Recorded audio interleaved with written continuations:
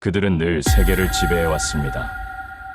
석유도, 금도, 전쟁마저도 숫자로 계산하며 움직이던 제국의 심장부. 그러나 동쪽 끝, 지도 위에서조차 작아 보이는 한 나라 앞에서 처음으로 계산이 무너졌습니다. 돈으로도 꺾이지 않고 압박에도 굴하지 않는 나라. 그때 세상은 깨달았습니다. 숫자로 설명할 수 없는 힘이 존재한다는 것을 말이죠. 천년을 버텨낸 강인한 뿌리와 전장을 뒤흔드는 강철과 반도체, 그리고 침묵하는 억제력으로 무장한 나라. 그 나라는 바로 대한민국입니다. 지금부터 그 놀라운 현장 속으로 들어가 보시죠. 미국에서 날아온 충격적인 이야기. 바로 시작합니다.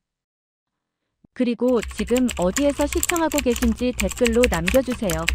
여러분의 이야기도 듣고 싶습니다.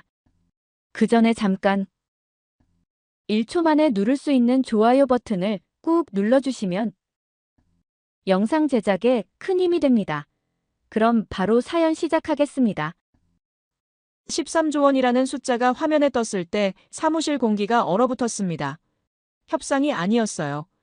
최후 통첩이었죠. 워싱턴 복도는 두 진영으로 갈라졌습니다. 당연하다는 쪽과 미쳤다는 쪽으로 말이죠. 하지만 저는 책상 앞에서 완전히 다른 생각에 빠져 있었어요. 손끝이 차갑게 식어갔습니다. 이 압박이 한국을 굴복시키는 게 아니라 오히려 폭발시킬 거라는 직감이 온몸을 관통했기 때문이에요. 그날 밤 저는 새로운 표를 만들었습니다. 상호 의존이라고 적었죠. 반도체, 배터리, 특수강. 이 세 단어가 제 오랜 신념을 산산조각 내기 시작했습니다. 안녕하세요. 저는 리오 퍼디난드입니다. 워싱턴 펜타곤에서 오랫동안 동아시아 군사력 평가를 담당했고 데이터와 숫자에 집착하는 회의론자로 유명했어요. 해외 주요 외신들이 일제히 보도를 쏟아냈습니다. 방위비 분담금 대폭 인상 요구라는 헤드라인이 화면마다 떠올랐죠. 회의실 문이 열릴 때마다 긴장이 흘러들어왔어요. 동료 하나가 어깨를 으쓱하며 말했습니다. 보호에는 대가가 따르는 법이 아니냐고 하면서 다른 이는 고개를 저으며 이건 너무 과하다고 중얼거렸습니다. 저는 그 두 반응 모두에 동의할 수 없었어요. 제 시선은 화면 속 숫자에 고정되어 있었습니다. 13조 원이라는 금액은 단순한 협상 카드가 아니었죠. 이건 관계의 본질을 뒤흔드는 지진이었습니다. 책상 위에 펼쳐진 과거 보고서들이 눈에 들어왔어요. 20년 넘게 같은 문장을 반복해왔던 제 손길의 흔적이었습니다. 한국은 미군의 보호 아래 있는 의존국이라는 문장을 저는 기계처럼 써왔습니다. 주한미군 28,500명이라는 숫자는 모든 분석의 출발점이었죠. 그 숫자는 불변의 진리처럼 보고서마다 첫 줄을 장식했습니다. 동료들도 같은 전제를 공유했어요. 점심시간 대화에서조차 누구도 의문을 제기하지 않았죠.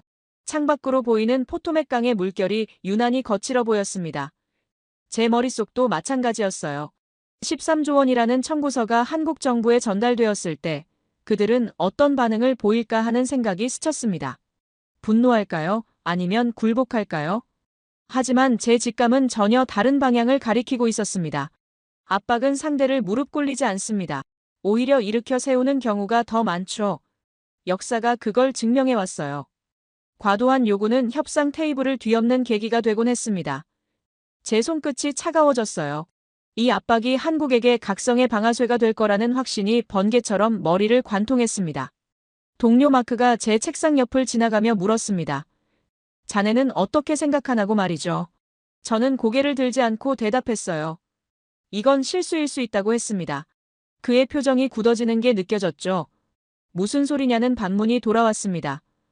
한국이 우릴 필요로 하는 거지 우리가 한국을 필요로 하는 게 아니라고 했어요.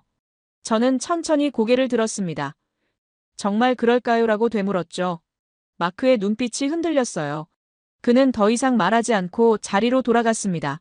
그날 밤 사무실에 혼자 남았습니다. 형광등 불빛 아래서 저는 새로운 분석표를 펼쳤어요. 기존의 틀을 버리기로 결심했습니다. 보호자와 피보호자라는 이분법적 구조를 지워버렸죠. 대신 상호 의존이라는 제목을 적었습니다. 손이 떨렸어요. 20년 경력을 부정하는 순간이었으니까요. 하지만 멈출 수 없었습니다. 첫 번째 항목에 반도체라고 적었고 두 번째는 배터리였습니다.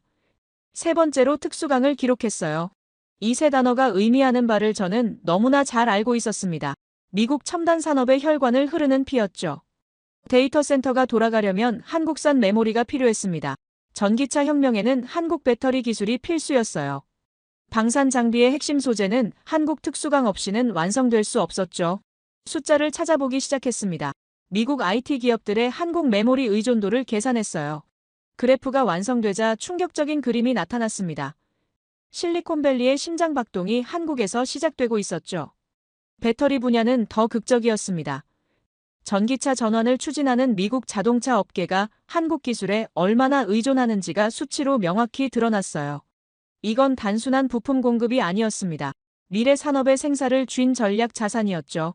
특수강 데이터를 펼쳤을 때는 손이 떨렸습니다.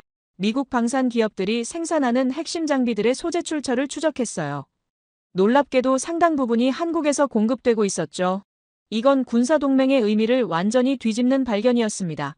그래프 선들이 교차하는 지점을 바라보며 깨달았습니다.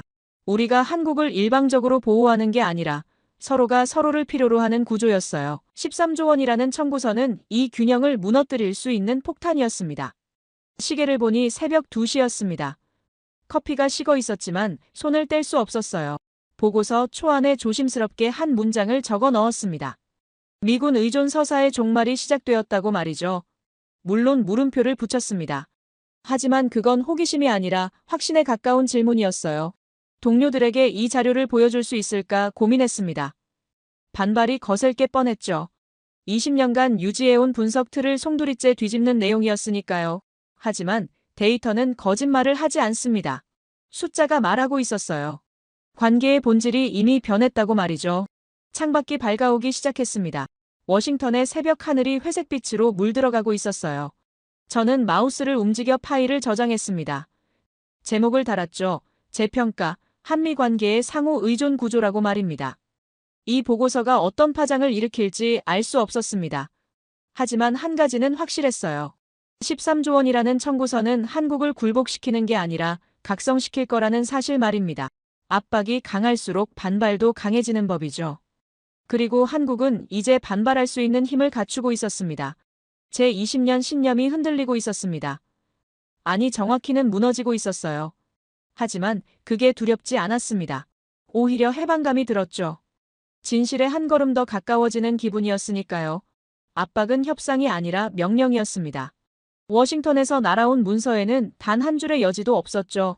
1년에 13조 원을 내거나 주둔 규모를 재검토하겠다는 내용이었습니다. 회의실 공기가 무거워졌어요. 누군가는 이게 정상적인 협상 전략이라고 했지만 제 눈에는 전혀 달라 보였습니다. 며칠 뒤 고위급 회의가 소집되었습니다. 참석자들의 표정이 갈라져 있었어요. 절반은 단호했고 절반은 불편해 보였습니다. 한 고위 관계자가 발언했죠. 보호에는 대가가 따른다고 했습니다. 차갑고 계산적인 목소리였어요. 감정의 흔들림이 전혀 없는 톤이었습니다. 마치 장기판의 말을 움직이듯 숫자만 계산하는 사람처럼 들렸죠. 그는 계속 말했습니다. 한국의 경제 규모를 고려하면 충분히 부담 가능한 금액이라고 했어요. 수치를 나열하며 논리적으로 설명했습니다. 하지만 그 논리 속에는 상대의 입장이라는 게 존재하지 않았죠. 오직 우리의 이익만 계산되어 있었습니다. 저는 그 순간 등골이 서늘해지는 걸 느꼈어요. 회의실 한쪽에서 다른 목소리가 나왔습니다. 이건 과도하다는 의견이었죠. 동맹 관계를 훼손할 수 있다고 경고했습니다. 하지만 그 목소리는 금방 묻혔어요. 숫자와 계산이 감정과 관계를 압도했습니다. 저는 조용히 노트북을 열었습니다. 제가 밤새 작성한 분석표를 다시 들여다봤어요. 상호 의존이라는 제목 아래 빼곡히 적힌 데이터들이 눈에 들어왔습니다. 이 압박이 어떤 결과를 낳을지 제 머릿속에서는 이미 시뮬레이션이 돌아가고 있었죠. 압박받은 나라는 두 가지 선택을 합니다. 굴복하거나 독립하거나 말이죠. 한국이 어느 쪽을 선택할지는 명확해 보였습니다. 경제 규모도 크고 기술력도 갖췄으며 무엇보다 자존심이 강한 나라였으니까요. 13조 원이라는 청구서는 협상 카드가 아니라 결별 통지서가 될 수 있었습니다. 회의가 끝난 뒤 복도에서 한 동료를 만났습니다. 그는 한숨을 쉬며 말했어요. 이번엔 너무 세게 밀어붙이는 것 같다고 했죠. 저도 같은 생각이었습니다. 하지만 입 밖으로 꺼내기 조심스러웠어요. 이미 결정된 방향에 반대하는 건 경력에 도움이 되지 않았으니까요. 사무실로 돌아와 데이터를 더 깊이 파헤치기 시작했습니다. 한국이 미국 공급망에서 차지하는 비중을 산업별로 세분화했어요. 반도체 분야부터 시작했습니다. 메모리 반도체 시장에서 한국 기업들의 점유율을 계산했죠. 숫자가 화면에 떴을 때 손이 멈췄습니다. 글로벌 디램 시장의 압도적인 부분을 한국이 장악하고 있었습니다. 낸드 플래시도 마찬가지였어요. 더 중요한 건 차세대 메모리인 HBM 분야였습니다. 인공지능 시대의 핵심 부품이죠. 이 분야에서 한국의 기술력과 생산 능력은 대체 불가능한 수준이었습니다. 미국 빅테크 기업들의 데이터 센터를 살펴봤습니다. 서버 한 대당 들어가는 메모리 용량을 계산했어요. 연간 증가율을 추정했습니다. 그래프가 가파르게 상승하고 있었죠. 이 모든 수요를 충족시킬 수 있는 공급처는 한정되어 있었습니다. 한국 없이는 실리콘밸리의 심장이 멈춘다는 게 과장이 아니었어요. 배터리 산업으로 넘어갔습니다. 전기차 시장의 폭발적 성장세를 분석했어요. 미국 자동차 제조사들의 전기차 전환 계획을 정리했습니다. 여기서도 한국 의존도가 극명하게 드러났죠. 배터리셀 기술과 생산 능력에서 한국 기업들이 최상위권을 차지하고 있었습니다. 한 미국 자동차 회사의 사례를 자세히 들여다봤습니다. 전기차 생산 계획의 핵심에 한국산 배터리가 자리 잡고 있었어요. 공급 계약서를 검토하니 단순한 부품 공급이 아니었습니다. 공동 연구 개발부터 생산시설 구축까지 긴밀하게 얽혀 있었죠. 특수강 데이터가 가장 충격적이었습니다. 방산 장비에 들어가는 고강도 특수강의 출처를 추적했어요. 상당 부분이 한국에서 생산되고 있었습니다. 이건 단순한 경제 문제가 아니었죠. 안보와 직결된 사안이었습니다. 한 방산업체의 내부 문서를 입수했습니다. 거기엔 특수강 공급망 다변화 시도가 기록되어 있었어요.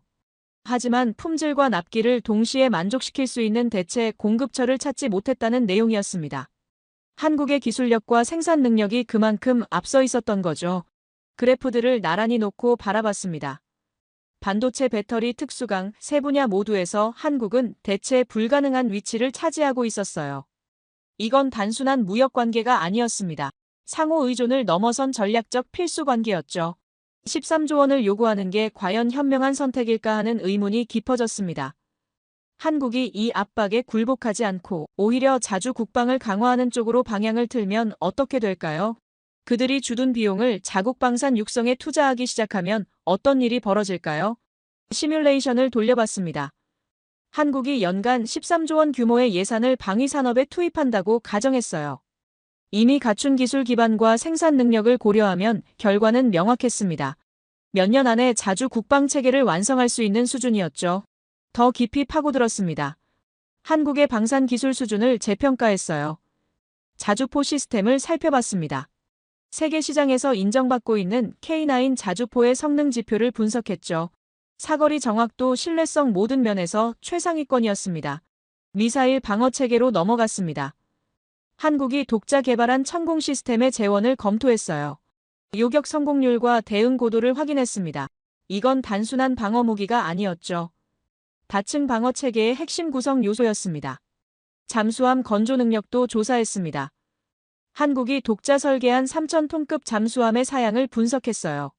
수직 발사관을 갖춘 전략 잠수함이었습니다. 이 정도 기술력이면 충분히 독자적인 억제력을 구축할 수 있었죠. 전투기 개발 프로젝트까지 살펴봤습니다. KF-21 보라매의 진행 상황을 체크했어요. 시험 비행이 성공적으로 진행되고 있었습니다. 아직 일부 핵심 부품은 수입에 의존하지만 시스템 통합 능력은 확보한 상태였죠. 모든 데이터를 종합했습니다. 결론은 명확했어요. 한국은 이미 자주 국방의 문턱에 서 있었습니다. 필요한 건 결심뿐이었죠. 13조 원이라는 압박이 바로 그 결심을 만들어낼 수 있었습니다. 보고서를 작성하기 시작했습니다. 제목을 달았어요. 압박의 역설이라고 적었습니다. 첫 문장을 썼죠. 과도한 요구는 협상을 깨뜨리고 독립을 촉진한다고 말입니다. 데이터를 정리하며 한 가지 사실이 더 명확해졌습니다. 한국이 자주 국방 체계를 완성하면 미국이 잃는 게 더 많다는 점이었어요. 전략적 요충지에서의 주둔 권리를 잃을 수도 있었습니다. 반도체와 배터리 공급망에서의 협력도 재검토될 수 있었죠. 창밖을 바라봤습니다. 워싱턴의 하늘이 무겁게 가라앉아 있었어요. 13조 원이라는 청구서가 어떤 결과를 낳을지 이제 분명해 보였습니다. 한국을 무릎 꿇리는 게 아니라 일으켜 세울 거라는 확신이 굳어졌죠. 보고서를 저장하며 생각했습니다. 이 분석을 누가 읽을까요? 귀 기울일 사람이 있을까요? 아니면 이미 결정된 방향을 바꿀 수 없을까요? 불안했지만 멈출 수 없었습니다. 진실은 기록되어야 했으니까요. 거제 조선소로 가는 비행기 안에서 창밖을 내다봤습니다. 태평양 상공을 지나며 구름 사이로 햇빛이 쏟아지고 있었어요. 한국 방문은 이번이 처음이었습니다. 20년 넘게 보고서로만 분석하던 나라를 직접 보게 된다는 긴장감이 가슴을 조였죠. 인천공항에 도착했을 때 예상보다 훨씬 현대적인 시설에 놀랐습니다. 깨끗하고 효율적인 동선이 인상적이었어요. 하지만 진짜 충격은 거제에서 기다리고 있었습니다. 조선소까지 가는 길에 차창밖 풍경을 지켜봤습니다. 산과 바다가 어우러진 지형이 눈에 들어왔어요. 이 작은 반도에서 어떻게 세계적인 조선 기술이 탄생했을까 하는 의문이 들었습니다. 곧 그 답을 보게 될 거였죠. 조선소 입구에 도착했을 때 규모에 압도당했습니다. 거대한 크레인들이 하늘을 찌를 듯 솟아 있었어요. 부두 쪽으로 걸어가는 동안 용접 불꽃이 사방에서 튀고 있었습니다. 작업자들이 일사불란하게 움직이는 모습이 마치 거대한 유기체처럼 보였죠. 그리고 그것이 눈에 들어왔습니다. 부두의 정박한 잠수함 한 척이 아침 햇살을 받아 은빛으로 빛나고 있었어요. KSS-3급이라고 소개받았습니다. 거대한 고래가 숨을 쉬는 것처럼 위압적이었죠. 가까이 다가갈수록 손이 떨렸습니다. 선체의 매끈한 곡선이 예술작품처럼 완벽했어요. 용접선을 자세히 살펴봤습니다. 이음새가 거의 보이지 않을 정도로 정밀했죠. 제가 20년간 기술 후진국이라고 분류하던 나라에서 만든 게 맞나 싶었습니다. 안내를 맡은 해군 장교가 조용히 다가왔습니다. 예의 바르지만 어딘가 냉정한 느낌이었어요. 그는 잠수함 재원을 설명하기 시작했습니다. 배수량 3,000톤급의 수직 발사관을 갖췄다고 했죠. 목소리에는 감정의 기복이 없었습니다. 마치 기계처럼 정확한 정보만 전달하는 느낌이었어요. 선체 재질에 대해 물었습니다. 그는 특수 합금강을 사용한다고 답했죠. 수압을 견디면서도 음파 반사를 최소화하는 설계라고 덧붙였습니다. 저소음 추진 시스템도 독자 개발했다고 했어요. 말투는 담담했지만 그 안에 담긴 자부심이 느껴졌습니다.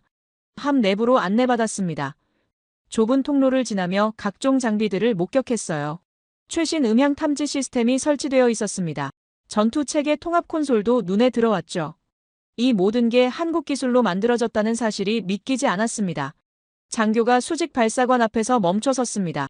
여기서 잠수함 발사탄도 미사일을 운용한다고 설명했어요. 차갑고 절제된 목소리였습니다. 감정을 드러내지 않는 태도가 오히려 더 무서웠죠. 이 무기가 가진 의미를 정확히 이해하고 있다는 느낌이었습니다. 갑판으로 나와 바다를 바라봤습니다. 푸른 수평선이 끝없이 펼쳐져 있었어요. 장교가 옆에 섰습니다. 그는 조용히 말했죠.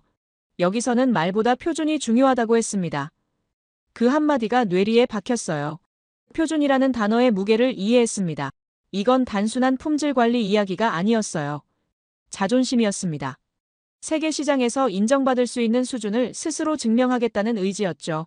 말로 자랑하지 않고 결과물로 보여주겠다는 태도였습니다. 조선소 전시관으로 이동했습니다. 역대 건조한 함정들의 모형이 전시되어 있었어요. 초기 모델부터 최신형까지 발전 과정이 한눈에 들어왔습니다. 기술 진화의 속도가 놀라웠죠. 한쪽 벽면에 설계도가 걸려 있었습니다. 잠수함의 단면도를 자세히 살펴봤어요. 선체 구조와 구획 배치가 정교했습니다. 안전성과 전투 효율성을 동시에 고려한 설계였죠. 이 정도 수준이면 세계 어느 조선소와 비교해도 뒤지지 않을 거였습니다. 영상실에서 시험항의 영상을 봤습니다. 잠수함이 물속으로 잠기는 장면이었어요. 깊이 들어갈수록 선체가 수압을 견디는 모습이 선명했습니다. 음향 시험 결과도 확인했죠. 소음 수준이 예상보다 훨씬 낮았습니다. 다음 일정은 방어체계 시험장이었습니다. 대전에 위치한 국방연구소로 이동했어요. 지하시설로 안내받았습니다. 거대한 콘솔 화면들이 벽면을 가득 채우고 있었죠. 천공 시스템 시뮬레이션이 시작됐습니다. 화면에 적 미사일 궤적이 나타났어요. 요격 미사일이 발사되는 순간 숨이 멎었습니다. 추적과 요격까지의 과정이 놀라울 정도로 빠르고 정확했죠. 연구원이 설명했습니다. 다층 방어 시스템이라고 했어요. 고도별로 여러 단계의 방어막이 구축되어 있다고 덧붙였습니다. 상층에서 놓치면 중층에서 재유격하고 그래도 실패하면 하층에서 마지막 방어한다는 구조였죠. 시뮬레이션 화면을 지켜보며 전율이 일었습니다. 이건 단순한 방어 무기가 아니었어요. 전략적 억제력이었습니다. 공격자에게 성공 확률이 극도로 낮다는 메시지를 보내는 시스템이었죠. 레이더 시스템도 살펴봤습니다. 능동 전자 주사 배열 레이더라고 소개받았어요. 다수 목표를 동시 추적할 수 있다고 했습니다. 화면에 여러 개의 점이 동시에 포착되고 있었죠. 각각의 궤적이 실시간으로 계산되고 있었습니다. 제어실 분위기가 인상적이었습니다. 연구원들이 조용히 일하고 있었어요. 불필요한 대화는 없었습니다. 모니터만 응시하며 데이터를 분석하는 모습이었죠. 그 침묵 속에서 오히려 더 큰 집중력이 느껴졌습니다. 한 연구원이 과거 시험 영상을 보여줬습니다. 실제 요격 시험 장면이었어요. 표적 미사일이 발사되고 요격 미사일이 추적하는 과정이 담겨 있었습니다. 충돌 순간 화면이 밝게 빛났죠. 성공이었습니다. 연구원의 표정을 살폈습니다. 자부심이 역력했지만 겸손했어요. 아직 완벽하지 않다고 말했습니다. 계속 개선 중이라고 덧붙였죠. 이 태도가 인상 깊었습니다. 성공에 도취되지 않고 더 나은 결과를 추구하는 자세였어요. 시험장을 나오며 노트에 메모했습니다. 지도박 주권이라고 적었어요. 한국은 지도상으로는 작은 반도지만 바다 아래와 하늘 위에서는 훨씬 더 넓은 영역을 장악하고 있었습니다. 잠수함과 미사일 방어 시스템이 그 증거였죠. 호텔로 돌아오는 차 안에서 생각에 잠겼습니다. 오늘 본 것들이 제 20년 분석을 완전히 뒤집고 있었어요. 한국은 더 이상 보호받는 나라가 아니었습니다. 스스로를 지킬 능력을 갖춘 나라였죠. 창밖으로 서울 야경이 펼쳐지기 시작했습니다. 불빛들이 별처럼 반짝이고 있었어요. 이 나라가 가진 저력을 이제야 이해하기 시작했습니다. 표면적인 수치로는 볼 수 없었던 것들이 현장에서는 명확하게 보였죠. 노트북을 열어 오늘 관찰 내용을 정리했습니다. 기술 수준 자주 개발 능력 품질 관리 시스템, 모든 항목에서 예상을 뛰어넘었어요. 이 데이터를 워싱턴에 어떻게 보고해야 할지 고민이 깊어졌습니다. 13조 원이라는 압박이 떠올랐습니다. 이 능력을 가진 나라에게 그런 요구를 하는 게 과연 현명한 선택일까요? 오히려 독립을 촉진하는 계기가 되지 않을까요? 불안감이 커졌습니다. 침대에 누워서도 잠이 오지 않았습니다. 오늘 본 잠수함의 매끈한 선체가 눈에 선했어요. 시뮬레이션 화면의 요격 궤적이 머릿속을 맴돌았습니다. 표준이 중요하다던 장교의 차가운 목소리가 귓가에 맴돌았죠. 제 분석이 틀렸다는 확신이 굳어졌습니다. 20년간 써온 보고서들이 현실을 제대로 반영하지 못했어요. 한국은 이미 자주 국방의 문턱을 넘어섰습니다. 이제 필요한 건 정치적 결단뿐이었죠. 비밀 전략 회의실로 안내받았을 때 공기부터 달랐습니다. 지하 3층 깊이에 위치한 공간이었어요. 두꺼운 철문을 지나자 외부 소음이 완전히 차단됐습니다. 회의실 한쪽 벽면에는 거대한 스크린이 설치되어 있었죠. 황현규 연구원이라고 소개받은 사람이 악수를 청했습니다. 40대 중반으로 보이는 남성이었어요. 안경 너머로 보이는 눈빛이 예리했습니다. 표정에는 감정의 흔들림이 없었죠. 차갑지만 정중한 태도였습니다. 마치 모든 걸 계산하고 있다는 느낌이 들었어요. 그는 자리를 권하며 말했습니다. 오늘 보여드릴 내용은 극히 제한적이라고 했죠. 공식 자료로 샘플링된 데이터만 공개 가능하다고 덧붙였습니다. 목소리는 평탄했지만 그 안에 담긴 경계심이 느껴졌어요. 스크린이 켜졌습니다. 화면에 한국 전역의 지형도가 나타났어요. 특정 지점들이 붉은 점으로 표시되어 있었습니다. 황 연구원이 설명을 시작했죠. 전략 비축 시설들의 위치라고 했습니다. 물론 실제 좌표는 공개할 수 없다고 덧붙였어요. 한 지점이 확대됐습니다. 산악 지형 속 깊숙한 곳이었어요. 화강암 안반을 파고든 지하 시설이라고 설명했습니다. 핵 공격에도 견딜 수 있는 구조라고 했죠. 습도와 온도가 일정하게 유지된다고 덧붙였습니다. 화면이 전환됐습니다. 시설 내부 구조도가 나타났어요. 미로처럼 복잡한 통로와 저장고들이 연결되어 있었습니다. 각 구역마다 방화벽과 폭발 방지 시스템이 설치되어 있다고 설명했죠. 안전성에 극도로 신경 쓴 설계였습니다. 황 연구원이 태블릿을 조작했습니다. 새로운 영상이 재생됐어요. 컨테이너들이 규칙적으로 정렬된 모습이었습니다. 각 컨테이너마다 바코드가 부착되어 있었죠. 자동화된 관리 시스템이 작동한다고 설명했습니다. 재고 관리 화면으로 전환됐습니다. 실시간으로 업데이트되는 수량이 표시되고 있었어요. 인공지능이 온도, 습도, 보관 기간을 모니터링한다고 했습니다. 이상 징후가 감지되면 즉시 경보가 울린다고 덧붙였죠. 저는 조심스럽게 물었습니다. 전체 보유량이 얼마나 되는지 말이죠. 황 연구원의 표정이 미세하게 변했습니다. 찰나의 주저함이었지만 포착할 수 있었어요. 그는 잠시 침묵하더니 대답했습니다. 7일치 정도라고 했죠. 7일치라는 말에 안도감이 들었습니다. 충분히 관리 가능한 수준으로 들렸어요. 하지만 황 연구원의 다음 말이 제 생각을 완전히 바꿔놓았습니다. 그는 스크린을 가리키며 설명했죠. 7일치의 의미를 말입니다. 시뮬레이션이 시작됐습니다. 화면에 자주포 배치도가 나타났어요. 3,300문이라는 숫자가 표시됐습니다. 황 연구원이 계산기를 두드렸죠. 한 문당 1일 소비량을 입력했습니다. 그래프가 그려지기 시작했어요. 숫자들이 화면을 채워갔습니다. 시간당 발사 가능 탄수가 계산됐어요. 하루 24시간 연속 사격을 가정했습니다. 일주일이 아니라 45일이라는 숫자가 나타났죠. 제 심장이 빠르게 뛰기 시작했습니다. 황 연구원이 덧붙였습니다. 이건 전력 사격 기준이라고 했어요. 실제 전투에서는 더 오래 버틸 수 있다고 설명했습니다. 목소리는 여전히 평탄했지만 그 안에 담긴 의미는 충격적이었죠. 다른 화면이 열렸습니다. 비교 데이터였어요. 미국과 유럽 주요국들의 포탄 보유량이 나열되어 있었습니다. 합산해도 100만 발 남짓이었죠. 그 옆에 한국의 수치가 표시됐습니다. 340만 발이라는 숫자였어요. 손이 떨렸습니다. 717라는 표현이 겸손함을 넘어선 전략적 기만처럼 느껴졌어요. 실제로는 세계 어느 나라와 비교해도 압도적인 물량이었습니다. 황 연구원의 차갑고 계산적인 태도가 이제 이해됐죠. 생산 능력 데이터가 추가됐습니다. 연간 증산량이 표시됐어요. 매년 20만 발씩 추가로 비축된다고 했습니다. 소비량보다 생산량이 많다는 의미였죠. 재고가 줄어드는 게 아니라 계속 늘어나고 있었습니다. 황 연구원이 또 다른 시뮬레이션을 실행했습니다. 전면전 시나리오였어요. 화면에 포격 패턴이 펼쳐졌습니다. 파상 공격이 몇 주간 지속되는 모습이었죠. 탄약 소진율이 그래프로 표시됐습니다. 놀라운 건 그래프가 바닥에 닿지 않는다는 점이었습니다. 45일이 지나도 여유분이 남아 있었어요. 황 연구원이 설명했습니다. 예비 비축분까지 고려하면 더 오래 버틸 수 있다고 했죠. 품질 관리 시스템으로 화면이 전환됐습니다.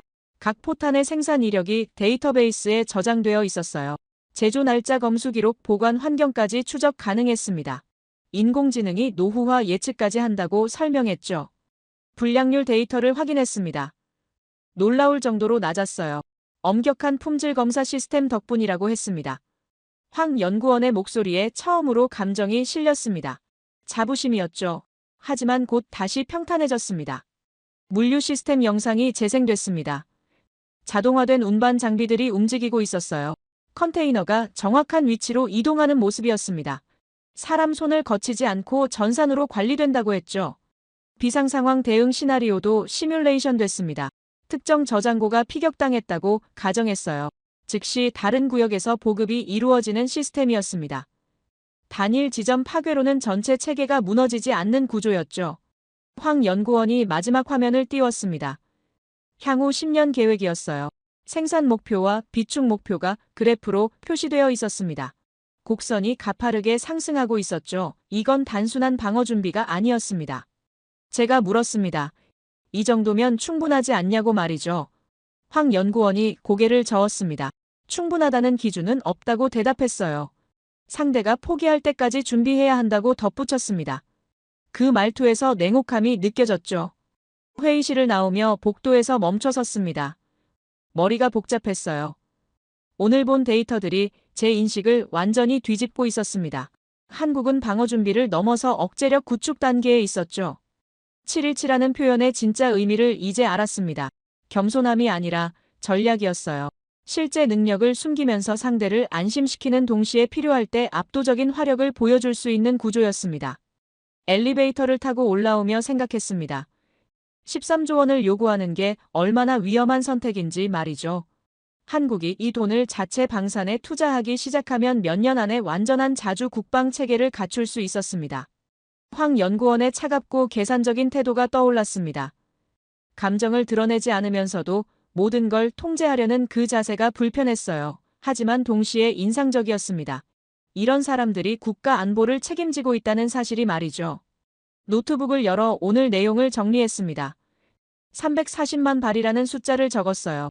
45일 연속 전력 사격 가능이라고 덧붙였습니다. 연간 20만 발 증산이라는 항목도 추가했죠. 이 데이터들이 의미하는 바는 명확했습니다. 한국은 더 이상 미군의 포탄 지원이 필요 없었어요. 오히려 역으로 공급할 수 있는 능력을 갖췄습니다. 실제로 우크라이나 전쟁에서 그런 사례가 있었다고 들었죠. 보고서 제목을 수정했습니다. 7일치의 역설이라고 적었어요. 겸손함 뒤에 숨은 압도적 능력에 대한 분석이었습니다. 이 보고서가 워싱턴에 어떤 반응을 일으킬지 예측할 수 없었죠. 창밖으로 서울 야경이 보였습니다. 불빛들이 반짝이고 있었어요. 저 도시 아래 어딘가에 340만 발의 포탄이 잠들어 있다는 사실이 비현실적으로 느껴졌습니다. 하지만 그건 엄연한 현실이었죠. 침묵하는 억제력이라는 문구가 떠올랐습니다. 노트에 적었어요. 한국의 방위 전략을 한마디로 표현하는 말이었습니다. 말하지 않지만 준비되어 있고 보여주지 않지만 존재하는 힘이었죠. 방산 공장으로 향하는 차 안에서 자료를 훑어봤습니다. 유럽 국가들의 한국형 방산 도입 계약서 목록이었는데 폴란드가 자주포 672문을 주문했다는 기록이 눈에 들어왔어요. 노르웨이와 핀란드도 목록에 있었고 단순한 무기 거래로는 설명되지 않는 규모였습니다. 공장 정문을 통과하자 거대한 건물들이 펼쳐졌는데 조립동, 시험동, 품질관리동이 질서정연하게 배치되어 있었어요. 안내를 맡은 담당자가 먼저 전시관으로 안내했고 벽면에 수출 실적이 연도별로 정리되어 있었습니다. 그래프가 인상적이었습니다. 2015년부터 급격히 상승하는 곡선이었는데 특히 최근 3년간 증가폭이 가팔랐어요. 담당자가 설명했습니다. 우크라이나 전쟁 이후 유럽의 수요가 폭증했다고 했는데 목소리는 침착했지만 그 안에 담긴 자신감이 느껴졌어요. 조립동으로 이동했습니다. 문이 열리자 거대한 공간이 나타났는데 자동화 라인이 끝없이 이어져 있었어요. 로봇 팔들이 정밀하게 움직이며 부품을 조립하고 있었고 사람은 거의 보이지 않았습니다. 모니터를 지켜보는 관리자 몇 명뿐이었어요. 한 라인에서 자주포가 조립되고 있었습니다. 거대한 포신이 천천히 장착되는 모습이 장관이었는데 용접 로봇이 불꽃을 튀기며 이음새를 마무리했어요. 품질 검사 장비가 밀리미터 단위로 전밀도를 측정하고 있었습니다. 담당자가 태블릿으로 생산 현황을 보여줬습니다. 실시간 데이터였는데 각 라인의 진행률이 %로 표시되고 있었어요. 납기일까지 남은 시간도 카운트다운되고 있었고 이 정도 시스템이면 지연이 발생할 여지가 거의 없어 보였습니다. 회의실로 자리를 옮겼습니다. 테이블 위에 계약서 샘플들이 놓여 있었는데 폴란드와 체결한 계약서를 열어봤어요. 두께가 상당했습니다. 단순한 무기 판매 계약이 아니었어요. 첫 장을 넘기자 항목들이 빼곡히 적혀 있었습니다. 기본 계약에는 자주포 672문 공급이 명시되어 있었는데 그 다음 페이지들이 더 중요했어요. 훈련 프로그램 제공이라는 항목이 눈에 들어왔습니다. 세부 내용을 읽어 내려갔습니다. 운용 교육, 정비 교육, 전술 교육까지 포함되어 있었는데 교육 기간은 6개월이었어요. 교관까지 파견한다는 조항도 있었습니다.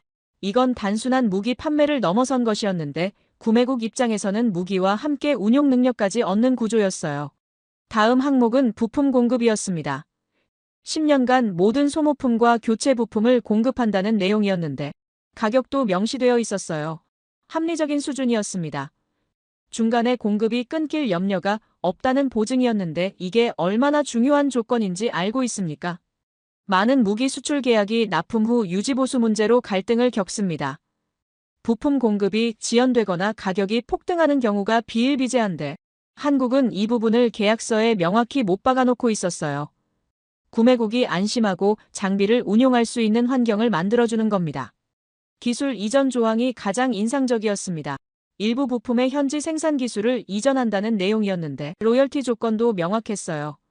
이건 장기적 파트너십을 전제로 한 계약이었습니다. 단순히 무기를 팔고 끝나는 게 아니라 구매국의 자체 방산 능력 향상까지 지원하는 구조였어요. 담당자가 설명했습니다. 유럽 국가들이 한국을 선택한 이유는 가격 때문만이 아니라고 했는데 빠른 납기가 결정적이었다고 덧붙였어요. 실제 납기 데이터를 보여줬는데 계약 체결 후 6개월 내 첫 납품이 이루어진다고 했습니다. 서방 국가들이 보통 2년에서 3년 걸리는 것과 비교하면 압도적으로 빨랐습니다. 전쟁이 임박한 상황에서 이 속도 차이가 얼마나 중요한지 아십니까? 무기를 주문했는데 3년 뒤에 받는다면 그 사이에 전쟁이 끝날 수도 있어요.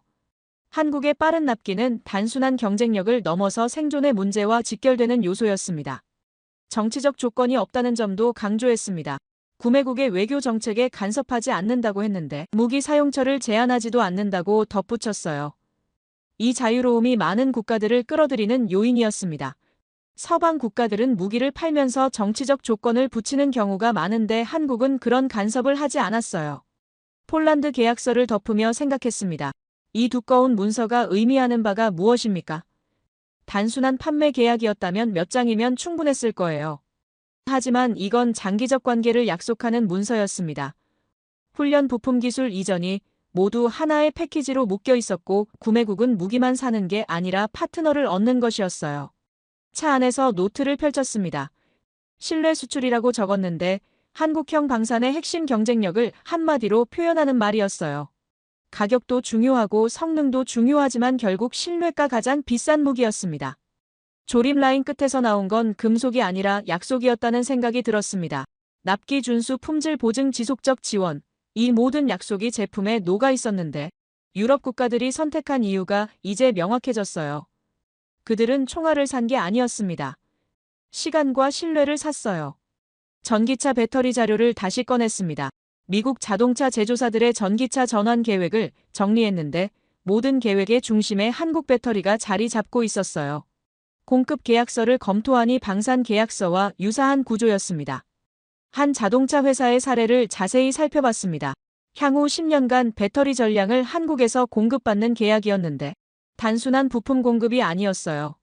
공동 연구개발 조항이 포함되어 있었고 차세대 배터리 기술을 함께 개발한다는 내용이었습니다. 생산시설도 공동으로 구축한다고 명시되어 있었습니다. 이건 의존을 넘어선 결합이었는데 미국 자동차 산업의 미래가 한국 배터리 기술과 완전히 엮여 있었어요. 이 관계를 끊는다는 게 가능하기나 합니까? 배터리 기술 격차 분석 자료를 펼쳤습니다. 에너지 밀도와 충전 속도에서 한국 기술이 앞서 있었는데 안전성 테스트 결과도 우수했어요. 화재 위험을 최소화하는 설계 기술이 핵심이었고 이 부분에서 경쟁사들과의 격차가 명확했습니다. 생산 규모도 압도적이었습니다. 연간 생산 능력이 경쟁사 합계보다 많았는데 전기차 시장 전망 자료를 확인하니 향후 10년간 전기차 판매가 5배 이상 증가한다는 예측이었어요. 이 수요를 감당할 수 있는 배터리 공급처가 제한적이었습니다. 한국이 없으면 전기차 혁명 자체가 지연될 수밖에 없는 구조였습니다. 미국이 추진하는 친환경 정책의 성패가 한국 배터리 산업에 달려 있었는데 이걸 이해하고도 13조 원을 일방적으로 요구할 수 있습니까? 노트에 추가로 적었습니다. 방산은 신뢰를 팔고 배터리는 미래를 판다고 썼는데 두 산업 모두 단순한 제품 판매를 넘어선 전략적 파트너십을 구축하고 있었어요. 한국의 접근 방식이 일관되게 유지되고 있었습니다. 워싱턴으로 돌아가면 이 내용을 어떻게 보고해야 할지 고민이 깊어졌습니다. 한국형 방산과 배터리 산업의 성공은 단순한 산업 성과가 아니었는데 외교 전략이자 안보 전략이었어요. 경제력을 전략 자산으로 전환하는 능력을 보여주고 있었습니다. 호텔로 돌아와 보고서를 작성하기 시작했습니다. 제목을 달았는데 신뢰를 파는 나라라고 적었어요. 첫 문장을 썼습니다. 한국은 무기와 배터리가 아니라 파트너십을 수출하고 있다고 말이죠. 사무실로 돌아온 첫날 책상이 자료로 뒤덮여 있었습니다. 동료가 전해준 산업 분석 보고서들이었어요. 반도체 산업 동향이라는 제목이 눈에 들어왔습니다. 무심코 첫 장을 넘겼는데 그 순간부터 제 손이 멈추지 않았습니다. HBM이라는 단어가 반복해서 등장했습니다. 고대 역폭 메모리라는 설명이 붙어 있었어요. 인공지능 시대의 핵심 부품이라고 적혀 있었죠. 다음 페이지를 넘기자 시장 점유율 그래프가 나타났는데 숫자가 충격적이었습니다. 글로벌 HBM 시장에서 한국 기업들이 차지하는 비중이 90%를 넘었어요. 경쟁사들은 한참 뒤처져 있었습니다. 디램과 낸드 플래시 시장도 비슷한 상황이었습니다. 70% 이상의 점유율을 기록하고 있었는데 이건 독점에 가까운 수준이었죠. 한국 없이는 메모리 시장 자체가 성립하지 않는 구조였습니다. 미국 빅테크 기업들의 데이터 센터 현황 자료를 펼쳤어요. 서버 사양을 하나씩 확인하면서 메모리 용량이 기하급수적으로 증가하고 있다는 걸 발견했습니다. 공급처를 추적했을 때 놀라운 사실이 드러났습니다. 실리콘밸리 주요 기업들의 데이터 센터에 들어가는 메모리 대부분이 한국산이었어요. 한 테크 기업의 내부 문서를 입수했는데 메모리 공급망 다변화 시도가 기록되어 있었습니다. 하지만 결론은 실패였어요. 대체 공급처를 찾을 수 없다는 내용이었는데 기술 격차가 너무 컸기 때문이었습니다. 생산 공정 데이터를 분석하면서 더 깊은 이해가 생겼습니다. 한국 기업들의 수율이 압도적이었는데 불량률이 경쟁사 대비 절반 이하였어요. 이 차이가 가격 경쟁력과 직결되면서 같은 품질을 더 저렴하게 공급할 수 있는 구조를 만들어냈습니다. 차세대 HBM 개발 현황도 확인했는데 여기서도 한국이 선두를 달리고 있었어요. 경쟁사들이 따라잡으려면 최소 2년은 걸릴 거라는 분석이었습니다. 클린룸 영상을 찾아봤습니다. 한국 반도체 공장의 내부 모습이었는데 방진복을 입은 연구원들이 조심스럽게 움직이고 있었어요. 먼지 한 톨 없는 환경에서 웨이퍼가 제조되는 과정이 담겨 있었습니다. 수백 개의 공정을 거치는 모습이었는데 각 단계마다 정밀한 검사가 이루어졌습니다. 패키징 공정에서는 HBM 칩들이 층층이 쌓이는 과정을 볼 수 있었어요. 3차원 적층 기술이라고 설명되어 있었는데 이 기술이 성능을 비약적으로 향상시킨다고 했습니다. 인공지능 기업들의 수요 예측 자료가 더 놀라웠습니다. 향후 5년간 메모리 수요가 3배 이상 증가한다는 내용이었는데 공급이 수요를 따라가지 못할 수 있다는 경고도 함께 있었어요. 이 격차를 메울 수 있는 곳은 한국뿐이었습니다.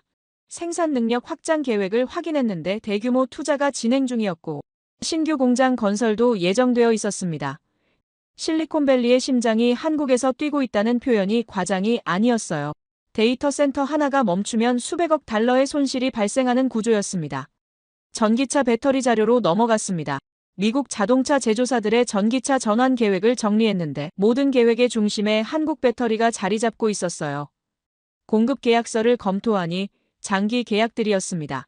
한 자동차 회사의 사례가 특히 인상적이었는데 향후 10년간 배터리 전량을 한국에서 공급받는 계약이었습니다. 계약서 세부 내용을 살펴봤습니다. 단순한 부품 공급이 아니었어요.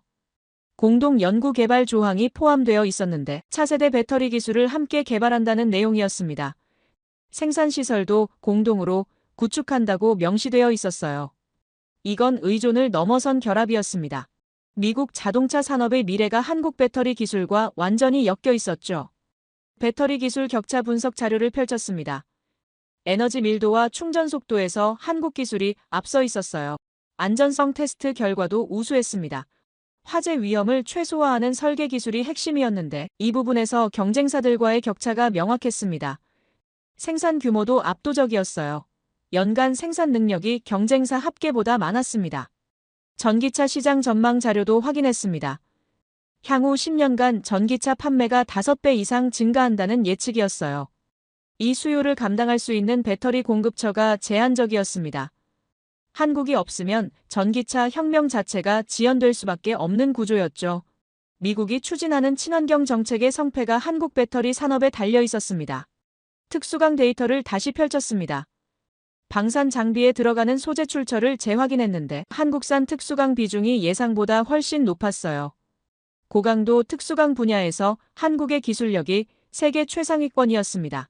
한 방산 업체의 조달 기록을 분석했는데 핵심 장비에 들어가는 특수강 대부분이 한국산이었습니다. 대체재를 찾기 어려운 이유를 파고들었습니다. 강도와 내구성을 동시에 만족시키는 특수강 제조가 까다로웠어요. 열처리 공정 기술이 핵심이었는데 한국 기업들이 수십 년간 축적한 노하우가 있었습니다. 품질 편차도 매우 작았어요. 대량 생산에도 일정한 품질을 유지할 수 있다는 게 강점이었습니다. 방산 장비 제조 일정을 추적했습니다. 특수강 공급이 지연되면 전체 생산 계획이 무너지는 구조였어요. 한 사례에서는 대체 공급처를 찾으려다 품질 문제로 실패한 기록이 있었습니다. 결국 한국산으로 돌아올 수밖에 없었죠. 이건 단순한 경제 문제가 아니었습니다. 안보와 직결된 사안이었어요. 새로운 차트를 만들기 시작했습니다. 제목을 달았어요. 총알과 칩이라고 적었습니다. 포탄 보유량 데이터와 반도체 생산 능력을 나란히 배치했는데 묘한 대칭이 느껴졌습니다. 세로축에는 전략적 가치를 표시했고 가로축에는 대체 가능성을 놓았습니다. 포탄은 전략적 가치가 최상위였지만 대체 가능성도 존재했습니다. 다른 나라들도 생산할 수 있었죠. 하지만 반도체는 달랐습니다. 전략적 가치는 포탄과 동등한데 대체 가능성은 거의 없었어요. 그래프상에서 반도체점이 훨씬 더 극단적인 위치에 찍혔습니다. 배터리와 특수강을 추가하자 한국의 전략 자산 포트폴리오가 완성됐습니다. 글로벌 공급망 지도를 펼쳤습니다. 한국에서 시작된 화살표들이 전 세계로 뻗어나가고 있었는데 미국, 유럽, 아시아 모든 대륙이 연결되어 있었어요. 이 지도와 군사 배치도를 겹쳐봤을 때 묘한 일치점이 보였습니다. 주한미군이 주둔하는 전략적 요충지와 반도체 공급망의 중심이 같은 위치였어요. 우연이 아니었습니다. 13조 원 요구가 다시 떠올랐습니다. 이 공급망 구조를 흔들 수 있는 결정이었어요. 시뮬레이션을 돌려봤는데 한국이 반도체 수출을 30%만 줄여도 글로벌 IT 산업이 마비된다는 결과가 나왔습니다. 전기차 생산도 멈출 수밖에 없었고 방산 장비 제조도 차질이 빚어졌습니다. 포탄은 대포를 살리고 반도체는 세계를 살린다는 문장을 노트에 적었습니다. 한국의 전략적 위치를 완벽하게 요약하는 말이었어요. 클린룸에선 총성이 없지만 전쟁보다 치열한 경쟁이 벌어지고 있었습니다. 그 경쟁에서 한국이 이기고 있었죠. 보고서를 작성하기 시작했습니다. 제목을 달았어요. 칩이 곧 총알이라고 적었습니다. 21세기 전쟁은 클린룸에서 시작된다는 문장을 첫 줄에 넣었습니다. 한국이 장악한 세 가지 영역이 미국의 미래를 좌우하고 있다는 분석이었습니다. 워싱턴으로 돌아온 지 일주일이 지났는데 책상 위에는 완성된 보고서 초안이 놓여 있었어요. 200페이지가 넘는 분량이었습니다. 표지를 열면 제목이 보였는데 동맹의 재정이라고 적혀 있었죠. 부제는 보호에서 파트너십으로였습니다. 첫 장을 넘겼습니다. 기존 분석 틀을 완전히 뒤집은 내용이었는데 의존국이라는 항목을 지워버렸어요. 대신 상호 의존이라는 새로운 카테고리를 만들었고 그 아래 반도체 배터리 특수강을 배치했습니다. 포탄 보유량 데이터도 포함시켰는데 340만 발이라는 숫자와 함께 45일 연속 전력 사격 가능이라는 분석을 넣었죠. 잠수함과 미사일 방어체계 자료도 추가했습니다. 한국형 방산 수출 실적과 계약 구조도 상세히 기록했어요. 그래프들을 다시 확인하는데 총알과 칩이라는 제목의 차트가 핵심이었습니다. 군사력과 경제력이 하나의 그림으로 통합되어 있었고 28만 5천 명이라는 숫자의 의미도 재해석했죠. 상사에게 보고서를 제출하기로 했습니다. 회의실로 들어갔을 때 그가 창가에 서서 포토맥강을 내려다보고 있었어요. 제 발소리를 듣고 돌아섰는데 표정이 무거웠습니다. 보고서를 건넸고 그는 표지를 보더니 눈썹을 치켜 올렸죠. 동맹의 재정이라는 제목이 마음에 들지 않는다는 표정이었습니다. 첫 장을 넘기기 시작했는데 몇 페이지를 읽더니 고개를 들었어요. 그의 목소리가 차가웠습니다.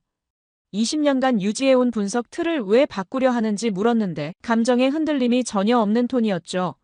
마치 기계처럼 논리만 따지는 사람 같았습니다. 제가 현장에서 본 것들을 설명하기 시작했어요. 잠수함 이야기를 꺼냈는데 거제 조선소에서 본 선체의 정밀도와 기술 수준을 설명했습니다. 포탄고 시뮬레이션 결과도 이야기했고 45일이라는 숫자가 의미하는 바를 강조했죠. 하지만 그의 표정은 변하지 않았어요. 반도체 데이터를 펼쳐 보이며 HBM 시장 점유율 90%라는 수치를 가리켰습니다. 미국 IT 기업들의 의존도를 설명했는데 대체 불가능하다는 점을 강조했죠. 그제야 그의 눈빛이 미세하게 흔들렸습니다. 하지만 곧 차가운 목소리가 돌아왔어요. 그럼 우리가 어떻게 하자는 건지 물었고 13조 원 요구를 철회하자는 건지 되물었습니다. 계산적이고 냉정한 태도였는데 이 사람에게는 관계보다 숫자가 중요해 보였죠. 제가 답했습니다. 요구를 철회하자는 게 아니라 협상 방식을 바꾸자는 거라고 설명했어요. 압박이 아니라 대화로 접근해야 한다고 말했는데 상대의 능력을 인정하는 것부터 시작해야 한다고 덧붙였습니다. 그가 보고서를 덮으며 이건 정치적으로 받아들여지기 어렵다고 말했죠. 최고 위급 기관에서 이미 방향을 정했다고 했는데 이제 와서 틀을 바꾸면 혼란만 가중된다는 논리였습니다. 목소리는 여전히 평탄했지만 거부의 의미는 명확했어요. 제가 물었습니다. 그럼 한국이 자주 국방을 선택하면 어떻게 할 건지 말이죠. 340만 발의 포탄과 90%의 반도체 시장을 가진 나라가 독립을 결정하면 우리가 잃는 게 더 많지 않습니까? 침묵이 흘렀는데 그는 창밖을 바라봤어요. 한참 뒤에 입을 열었습니다. 자네 보고서를 검토해보겠다고 했지만 기대는 하지 말라고 덧붙였죠. 이미 정해진 방향을 바꾸기는 어렵다는 의미였습니다. 회의실을 나왔을 때 복도가 유난히 길어 보였어요. 제 20년 경력을 걸고 작성한 보고서가 묵살될 수도 있다는 생각이 들었지만 후회는 없었습니다. 진실을 기록했으니까요. 며칠 뒤 예상치 못한 일이 벌어졌는데 상사가 보고서를 상급부서에 올렸다는 소식이었어요. 검토회의가 소집됐다고 했고 주요 정책 담당자들이 참석한다는 내용이었습니다. 회의실은 긴장감으로 가득했는데 10여 명의 고위 관계자들이 앉아 있었어요. 제 보고서가 스크린에 띄워졌고 발표를 시작했습니다. 동맹의 재정이라는 제목부터 설명했는데 반응이 엇갈렸어요. 일부는 고개를 끄덕이며 경청했지만 다른 이들은 회의적인 표정이었습니다. 한 관계자가 질문했는데 한국의 능력을 과대평가하는 것 아닌지 물었어요. 데이터를 하나씩 제시했습니다. 포탄 보유량 시뮬레이션 결과를 보여줬고 반도체 시장 점유율 그래프도 띄웠죠. 방산 수출 계약서 샘플도 공유했는데 숫자는 거짓말을 하지 않았습니다. 또 다른 관계자가 발언했는데 그럼 우리가 13조 원 요구를 포기해야 한다는 건지 물었어요. 목소리가 날카로웠고 감정적인 반발이 느껴졌습니다. 제가 답했습니다. 포기가 아니라 조정이라고 했는데 일방적 요구가 아니라 협상으로 접근해야 한다고 설명했죠. 상대의 기여를 인정하는 것부터 시작해야 한다고 강조했습니다. 비용은 계산서지만 책임은 약속이라는 문장을 스크린에 띄웠어요. 이 한 문장이 제 보고서의 핵심이었는데 동맹의 본질은 돈이 아니라 신뢰라고 설명했습니다. 한국이 제공하는 전략적 가치를 숫자로만 환산할 수 없다고 덧붙였죠. 회의실 공기가 조금씩 변하기 시작했는데 몇몇 관계자들이 진지하게 메모하고 있었어요. 그래프들이 설득력을 발휘하고 있었는데 특히 반도체 의존도 데이터가 강력했습니다. 한 고위 관계자가 입을 열었는데 그는 최고 위급 기관과 가까운 인물이었어요. 이 분석이 흥미롭다고 말했지만 정치적으로 민감하다고 덧붙였습니다. 신중한 접근이 필요하다는 의미였죠. 회의가 끝난 뒤 복도에서 몇몇 동료들이 다가왔는데 용기 있는 보고서라고 말했어요. 하지만 조심하라는 충고도 함께 들었습니다. 기존 정책에 반하는 내용이라 반발이 있을 거라는 경고였죠. 며칠 뒤 주요 매체에서 연락이 왔는데 보고서 내용이 알려졌다는 겁니다. 누군가 언론에 흘렸던 거예요. 해외 외신도 관심을 보이기 시작했는데 동맹관계 재정립이라는 키워드로 기사들이 쏟아졌습니다. 국내 방송에서도 다뤄졌고 전문가들이 출연해서 재분석을 논평했어요. 찬반이 갈렸는데 일부는 현실적이라고 평가했지만 다른 이들은 순진하다고 비판했습니다. 정책 연구소들이 세미나를 열었는데 제 보고서가 주제였어요. 토론회에 초청받았고 학계와 정부 관계자들 앞에서 발표했습니다. 질문이 쏟아졌지만 데이터로 답할 수 있었어요. 가장 큰 변화는 내부에서 일어났는데 동료들 사이에서 논의가 시작됐습니다. 한국에 대한 재평가가 필요하다는 목소리가 나왔고 현장 방문을 제안하는 이들도 생겼죠. 상사가 다시 불렀는데 회의실에 들어가니 그의 표정이 전과 달랐어요. 자네 보고서가 파장을 일으키고 있다고 말했는데 최고 위급 기관에서도 검토 중이라고 했습니다. 그는 계속 말했어요. 정책 방향을 당장 바꿀 수는 없지만 참고 자료로 활용될 거라고 했고 한국과의 협상 테이블에서 고려 사항으로 포함될 거라고 덧붙였습니다. 제가 물었습니다. 그럼 13조 원 요구는 어떻게 되는 건지 말이죠. 그가 답했는데 수정될 가능성이 있다고 했어요. 일방적 압박보다는 협상 방식으로 접근할 거라고 설명했습니다. 회의실을 나서며 창밖을 바라봤는데 워싱턴의 하늘이 유난히 맑아 보였어요. 20년 만에 안개가 걷힌 것 같았습니다. 제 보고서가 비록 작은 변화라도 만들어낼 수 있다는 희망이 생겼는데 사무실로 돌아와 새로운 메모를 적었어요. 28만 5천 명이라는 숫자는 이제 족쇄가 아니라 균형이라고 썼습니다. 보호자와 피보호자가 아니라 파트너와 파트너라고 덧붙였죠. 보고서 마지막 장을 펼쳤는데 결론 부분이었어요. 동맹은 보호에서 파트너십으로 진화해야 한다고 적혀 있었습니다. 21세기 안보 질서는 일방적 관계가 아니라 상호 책임에 기반한다는 문장이 이어졌는데 한국은 더 이상 보호받는 나라가 아니라는 확신이 들었어요. 스스로를 지킬 능력을 갖췄고 오히려 동맹에 기여하는 나라였습니다. 한국을 다시 방문했습니다. 공식 일정이 아니라 개인 여행이었는데 워싱턴에서의 소용돌이가 잠시 잠잠해진 틈을 타서 떠났어요. 이번엔 보고서를 위한 분석이 아니었습니다. 제 눈으로 다시 한번 확인하고 싶었는데 지난 몇 달간 제가 내린 결론이 정말 맞는 건지 말이죠. 인천공항에 내렸을 때 공기부터 달랐습니다. 처음 왔을 때는 긴장감이 앞섰는데 이번엔 묘한 친숙함이 느껴졌어요. 서울로 향하는 길에 차창 밖을 바라보며 고층 빌딩들이 하늘을 찌르고 있는 모습을 봤는데 도로는 질서정연하게 정비되어 있었습니다. 이 나라의 저력이 어디서 나오는지 이제 알 것 같았어요. 호텔에 짐을 풀고 남산으로 향했습니다. 저녁 무렵이었는데 해가 서쪽으로 기울고 있었어요. 타워까지 올라가는 케이블카 안에서 서울 전경이 펼쳐지기 시작했는데 건물들 사이로 한강이 은빛띠처럼 흐르고 있었습니다. 숨이 멎을 듯한 광경이었어요. 전망대에 도착했을 때 해가 완전히 넘어가고 있었습니다. 도시 전체에 불빛이 하나둘 켜지기 시작했는데 점점이 박힌 별처럼 반짝이는 모습이었어요. 이 광경을 보며 지난 몇 달이 주마등처럼 스쳐 지나갔습니다. 거제 조선소의 잠수함이 떠올랐습니다. 매끈한 선체의 곡선과 정밀한 용접선이 눈에 선했는데 여기서는 말보다 표준이 중요하다던 해군 장교의 차가운 목소리가 귓가에 맴돌았어요. 그 한마디가 한국의 철학을 완벽하게 요약하고 있었습니다. 말로 자랑하지 않고 결과물로 증명한다는 태도 말이죠. 부두에 정박한 KSS 3급을 처음 봤을 때의 충격이 생생했습니다. 거대한 고래처럼 햇빛을 받아 빛나던 모습이 잊히지 않았는데 수직 발사관을 갖춘 전략 잠수함이라는 설명을 들으며 제 편견이 무너졌던 순간을 기억했어요. 제가 20년간 기술 후진국이라고 분류하던 나라에서 이런 걸 만들어낼 수 있습니까? 그 질문이 제 모든 분석을 뒤집는 시작점이었습니다.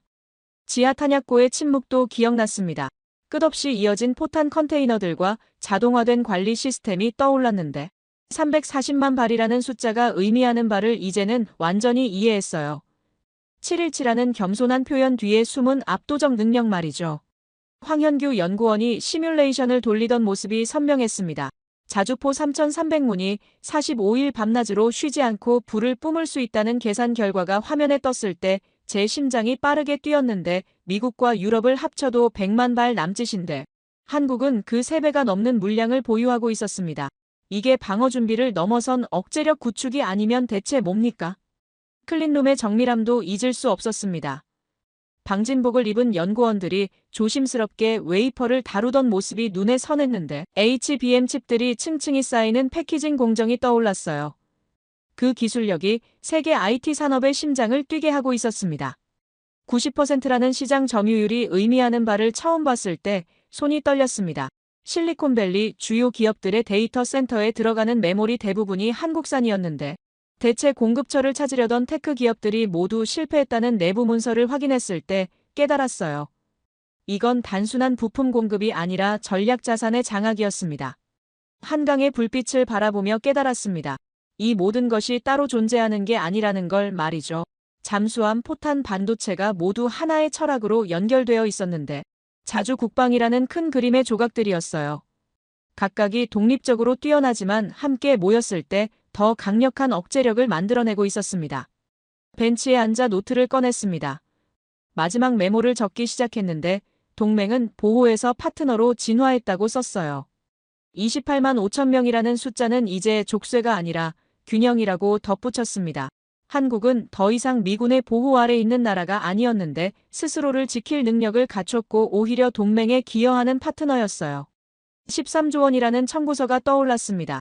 그 압박이 한국을 굴복시키는 게 아니라 각성시킬 거라던 제 예측이 맞아가고 있었는데 워싱턴에서 들려오는 소식에 따르면 협상 방식이 조정되고 있다고 했어요. 일방적 요구가 아니라 대화로 접근하려는 움직임이 보인다고 했습니다. 제 보고서가 작은 변화라도 만들어냈다는 게 뿌듯했습니다. 20년간 유지해온 분석 틀을 뒤집는 게 쉽지 않았는데 현장에서 본 진실을 기록했기 때문에 가능했어요. 데이터는 거짓말을 하지 않았습니다. 한강의 물결이 달빛을 받아 은빛으로 빛나고 있었습니다. 그 모습이 한국의 미래를 보여주는 것 같았는데 조용하지만 강인하고 겸손하지만 자신감 넘치는 흐름이었어요. 저 강물처럼 한국도 자신의 길을 묵묵히 흘러가고 있었습니다. 20년 전 제가 처음 펜타곤에 출근했을 때를 떠올렸습니다. 그때는 한국을 단순한 의존국으로만 봤는데 얼마나 오만했던 건지 모르겠어요. 책상 위 보고서로만 세상을 판단하려 했던 제 자신이 부끄러웠습니다. 현장을 직접 보지 않았다면 영원히 진실을 모른 채 살았을 겁니까? 주변의 관광객들이 사진을 찍고 있었습니다. 연인들이 손을 잡고 야경을 감상하고 있었는데 가족들이 아이들과 함께 웃으며 걷고 있었어요. 이 평화로운 모습 뒤에 340만 발의 포탄과 90%의 반도체 시장이 있다는 걸 그들은 알고 있습니까? 아마 대부분은 모를 겁니다. 하지만 그게 더 나은 거라는 생각이 들었는데 진짜 억제력은 조용히 작동하는 법이니까요. 떠들어대지 않지만 확실하게 준비되어 있는 힘이 가장 강력한 무기였습니다. 방에 들어와 노트북을 열었습니다. 마지막 보고서를 작성하기 시작했는데 제목은 현장 검증으로 뒤집힌 20년이었어요. 데이터보다 현장이 답이라는 문장을 첫 줄에 넣었습니다. 제 경험을 솔직하게 기록하기 시작했어요. 보고서를 쓰면서 확신이 들었습니다. 미국과 한국의 관계가 새로운 단계로 진화해야 한다는 확신이었는데 보호자와 피보호자가 아니라 동등한 파트너로 만나야 했어요. 그래야 양국 모두에게 이익이 되는 관계가 만들어질 수 있었습니다. 마지막 문단을 적었습니다. 한국은 세계 안보의 새로운 모델이라고 썼는데 자주 국방과 동맹 협력을 동시에 추구하는 나라라고 덧붙였어요. 이 두 가지가 모순되지 않고 오히려 서로를 강화한다는 점을 강조했습니다. 파일을 저장하며 생각했습니다. 이 보고서가 워싱턴에 어떤 영향을 미칠지 알 수 없었는데 중요한 건 진실을 기록했다는 사실이었어요. 현장에서 본 것을 왜곡하지 않고 그대로 전달했다는 점이었습니다.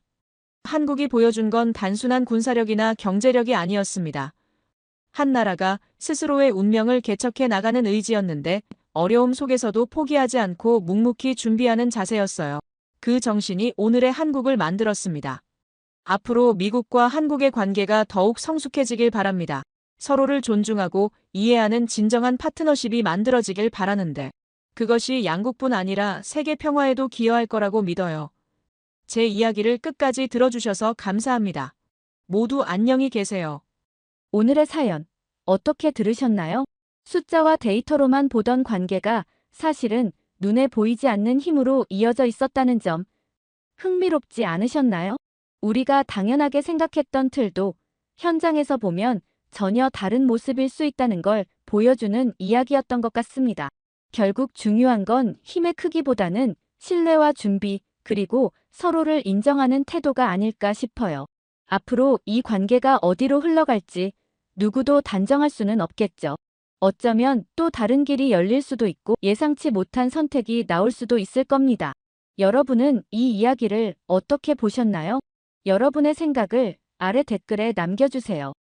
그리고 감동적인 사연을 주변 사람들과 공유하고 함께 이야기 나눠보세요.